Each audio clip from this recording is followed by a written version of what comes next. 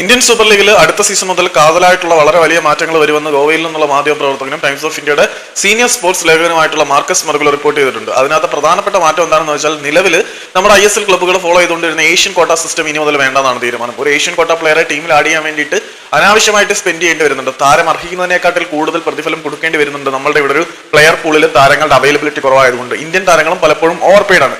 അതുകൂടാതെ നമ്മുടെ ഇവിടെ സാലറി ക്യാപ്പ് ഉണ്ടെന്നൊക്കെയാണ് പറയുന്നത്. സാലറി ക്യാപ്പ് 18 കോടിയിലേക്ക് ഉയർത്താനുള്ള തീരുമാനവും ഓൾ ഇന്ത്യ ഫുട്ബോൾ ഫെഡറേഷൻ എടുത്തിട്ടുണ്ട്. ഇതൊന്നും ഒഫീഷ്യലി ടീമുകളെ അറിയിച്ചിട്ടില്ലെങ്കിലും അനൌദ്യോഗികമായിട്ട് ടീമുകളെ ഓൾ ഇന്ത്യ ഫുട്ബോൾ ഫെഡറേഷന്റെ തീരുമാനം അറിയിച്ചിട്ടുണ്ട്. പിന്നെ ഏഷ്യൻ കോട്ട സിസ്റ്റം എടുത്തു കളഞ്ഞതിലൂടെ വിദേശ താരങ്ങളെ എത്ര വേണമെങ്കിലും ചാമ്പ്യൻസ് ലീഗ് കളിക്കാൻ വേണ്ടി സൈൻ ചെയ്യിക്കാം എന്നൊരു നിർദ്ദേശവും ടീമുകൾക്ക് അനൌദ്യോഗികമായിട്ട് കൊടുത്തു കഴിഞ്ഞു എന്ന് മാർക്കസ് മർഗുല റിപ്പോർട്ട് ചെയ്തിട്ടുണ്ട്. അപ്പം എത്ര വിദേശ താരങ്ങളെ വേണമെങ്കിലും ആഡ് ചെയ്യാൻ കഴിയും. ഇപ്പൊ മോഹൻ ബഗാൻ സൂപ്പർ ജയൻസിന്റെ അവസ്ഥയ്ക്ക് ഇത്തിരി കഷ്ടമാണ്. കാരണം അവർ ഈ ഏഷ്യൻ കോട്ട മാൻഡേറ്റിന് വേണ്ടിയിട്ടാണ് ഏഷ്യൻ കോട്ട താരങ്ങളെ കൂടുതലും ഓസ്ട്രേലിയൻ താരങ്ങളെ പ്രിഫർ ചെയ്തത്. ആ പൈസയ്ക്ക് കുറച്ചുകൂടി മികച്ച താരങ്ങളെ യൂറോപ്പിൽ നിന്ന് ഇറക്കാൻ പറ്റുമായിരുന്നു. അത് ചെയ്യാതെ നല്ല പൈസയ്ക്ക് ഓസ്ട്രേലിയയിൽ നിന്ന് കുറെ താരങ്ങളെ കൊണ്ടുവരേണ്ടി വന്നു എന്നത് മോഹൻ ബഗാൻ ഒരു തിരിച്ചടി തന്നെ ആയിരിക്കും. അത് അവിടെ നിന്നട്ടെ. ഇനി ഏറ്റവും വലിയ സവിശേഷത എന്താണെന്ന് വെച്ചാൽ നമ്മൾ പ്ലെയർ കോട്ട കഴിഞ്ഞു.